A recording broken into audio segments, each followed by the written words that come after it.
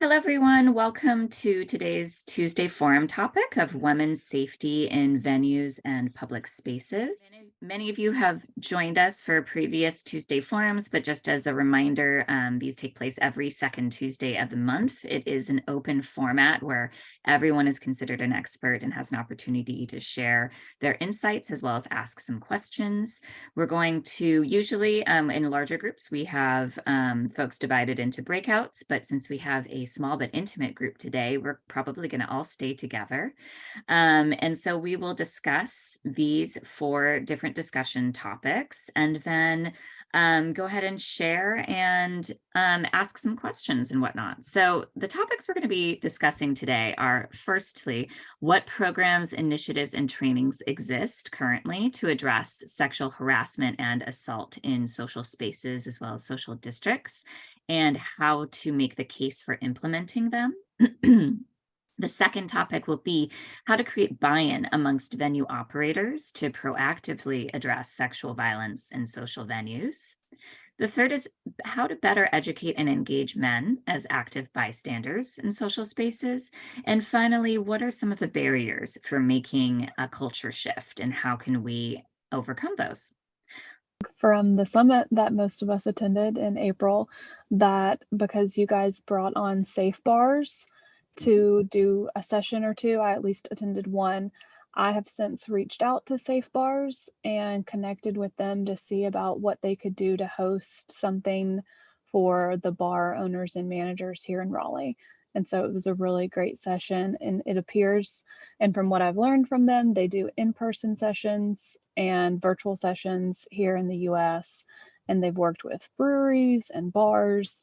And so that is the resource that you guys have led me to, and I'm excited to hear about more.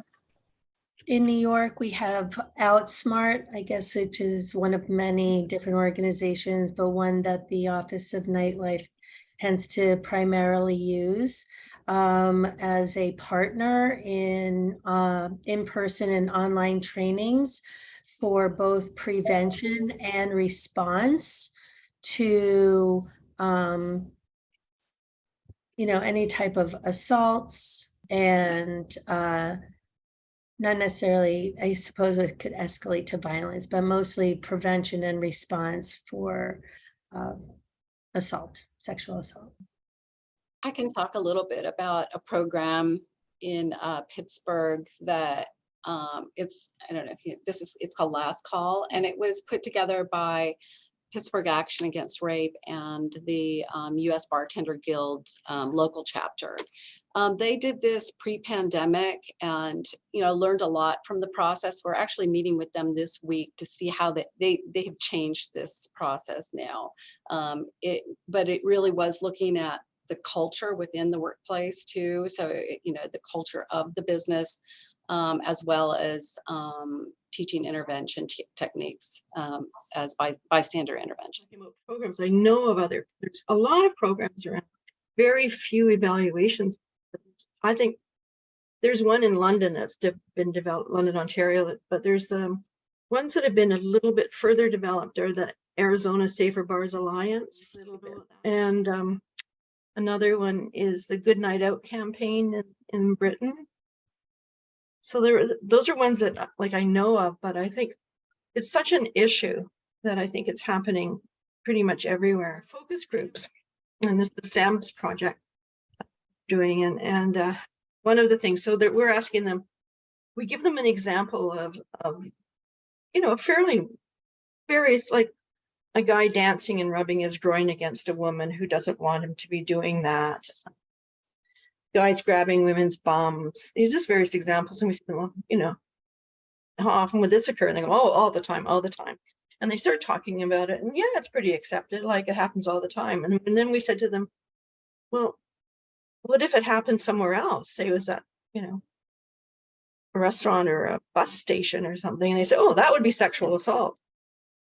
It's not that they don't know what it is, but when it happens in a drinking venue, then suddenly it's okay, regardless of how the woman might feel about it. And our research suggests that this stuff happens between all genders, but it is also very gendered, very gender rolled, and mostly it's male to female. So I think when we think of prevention, we think of stereotypical male to female kind of stuff is the accounts for the largest proportion that you see. We recruited groups of females and groups of males, but it was the groups of females that we did the research on. And we asked them, we gave them has anyone touched you tonight when you didn't want to be touched? And they knew you didn't want to be touched, or, wouldn't take no for an answer. And over 50% of them had something happen that night. And the ones who were more likely to be targeted were more, for sure, the more intoxicated the female is, the more likely she is to be targeted. And especially if we also looked at their status within the group. So whether they were like a leader or who was the most popular, who makes the decisions for the group, who's listened to and stuff like that. And the ones who were more on the periphery and not in the leadership were more likely to be targeted. It's kind of an odd finding, but could mean something. The other thing I wanted to mention about talking to young men is they absolutely think intoxication accounts for anything. If you say to them, why did this happen? Oh, the guy's intoxicated. So the guy, if he's intoxicated, he has no blame. If the woman target is intoxicated, she's to blame.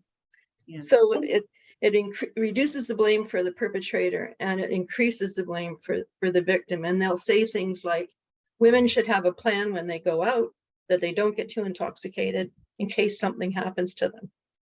But they never say men should have a plan so they don't get too intoxicated and they might actually, sexually aggress someone. Yeah. Going back to the status, I think, I know it was an unusual finding, but I think what it suggested is that there may be some targeting going on, that men may be looking for women who are especially vulnerable and those that may not be sort of the leader in the social group, because that woman may have a little bit more strength in her ability to defend herself, as opposed to someone who's on the social periphery and intoxicated at the same time. But the other thing I wanted to say is that in this, Kate, you led this paper. We developed a measure that captures, and maybe you already mentioned this, perpetration.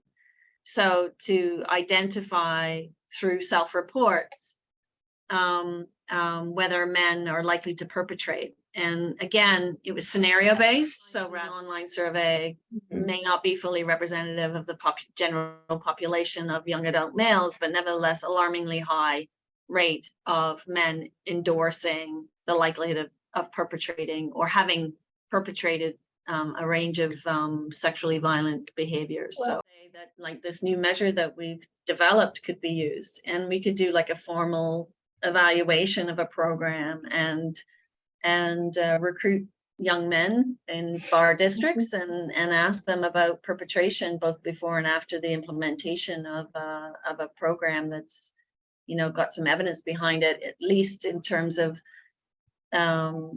conceptually looking like it should have an effect.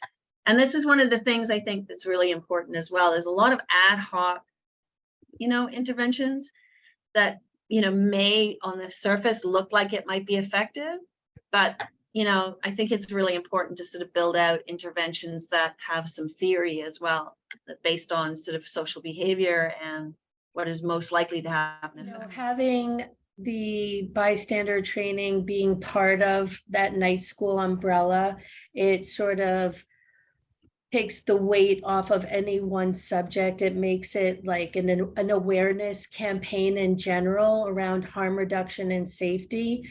And I think there are those that have more interest in one or the other, but as they engage in one, they're able to see the value and be aware of the other opportunities. I think there is a large part in that motivates them in being able to demonstrate that they've done everything in their power to create a safer environment. We're educated to the point to know never to say a safe space, because there's no such thing as a safe space, and to do our best to make safer spaces. And any operator that is concerned about perception or being able to defend themselves as a good operator knows the value in participating in all of these things.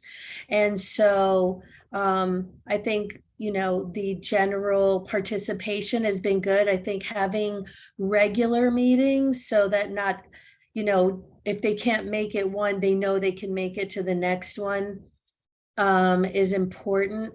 I don't think putting so much weight on how many people, like having 35, Rachel, is a lot, you know, and I wouldn't put too much pressure or delay on trying to get more buy-in in order to bring in the, you know, experts. Like that's what they do, and having them 3 months in a row on different, you know, some during the day, some at night, whether it's 12 people one time and 10 the next and 30 the next, you know, it's just a question of having that, you know, reliability, knowing that it's there.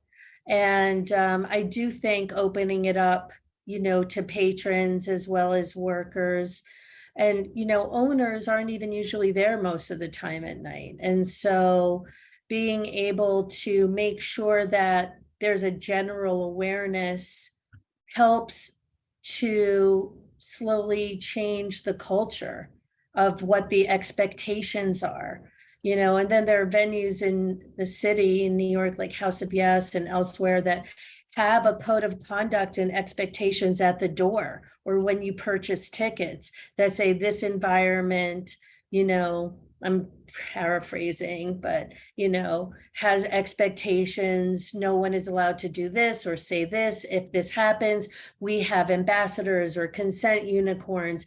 And all those little things start to raise awareness and change the expectations of what's allowable in the environment, you know, subconsciously and consciously.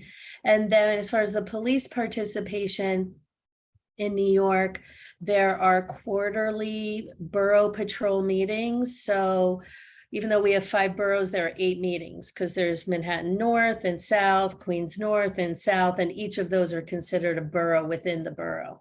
And there are quarterly nightlife precinct meetings, and they call in the Office of Nightlife, the State Liquor Authority, and even potentially Outsmart or bringing in Homeland Security. And they're evolving this space, which used to be reserved for bad bar, you know, interaction, and you're, you know, obligated to come to this because this happened to you. And then they would just spew Comstat data for a half an hour. And now they're looking to use this time in a more productive way. The venues understand the value of developing relationships with their patrol and NCO officers, that you don't want to meet an officer on the scene of an incident. You want them to know your name before. And also it just gives and also for the police who have had sort of a PR problem, you know, helping to rebuild trust or develop trust in relationships. And again, just using these quarterly meetings as something that's mutually beneficial and helps to provide guidance on, you should consider this. And then this is a preview. And if you'd like it, you know, specific for your venue, they can organize it for your venue specifically, or you can do it online at these monthly night school meetings, you know, and so on. And so it's trying to just sort of normalize it in a way by everyone talking about it in different ways and providing access to guidance. Cities. When Alicia leads the women's focus groups, we talk a lot about this with women from every city that we go to. One of the things that's super clear, and this just might help in motivating operators to get involved, is that women who have had problems in a bar, that news goes viral. That is not a secret. When somebody gets roofied or even less than, right, and they leave a bar, they tell everyone, and they will tell them really fast, and they will tell them in an amplified way on social media, and that bar is going to lose business like this. And this is just real because we've heard it. And like, if there's anything that should scare the, you know what, out of an operator, it's that someone is going to report. Now, I know people are like, oh, that didn't happen or blah, blah, blah. But I'm just saying, like, in terms of motivating people, we've heard this city after city after city. Women do not keep this a secret. And so I think it's really important to be clear along with that issue around liability, like reducing your liability, if you will, in terms of litigation, which is like seriously real. Get an attorney who deals with these cases, you know, to also communicate in some way and maybe see if some sort of insurance company is going to give you a break on, you know, or if you have a nightlife association. But like, this is real in terms of like the outcome financially for a venue. And I think it's a big deal.